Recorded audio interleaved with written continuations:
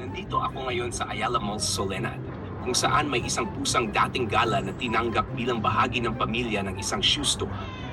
Ang pangalan niya ay Maricel. Hindi na siya basta bisita, kundi opisyal na residente ng Alberto Shoe Store. Araw-araw, pinapakain siya ng mga staff at may sarili pa siyang box na tinutulugan sa araw. Ginagastusan din siya ng cat food at inaalagaan para masiguradong komportable ang kanyang pananatili. At habang tulog siya sa araw, on duty naman si Maricel tuwing gabi na para bang siya na rin ang official guardian ng tindahan.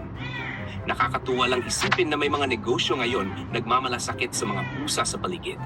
Katulad ni Maricel, sana'y mas dumami pa ang mga business establishments na tumutulong at nagbibigay pansin sa mga hayop sa kalye. Simpleng kilos man ito, pero malaking bagay para sa mga pusa na katulad niya.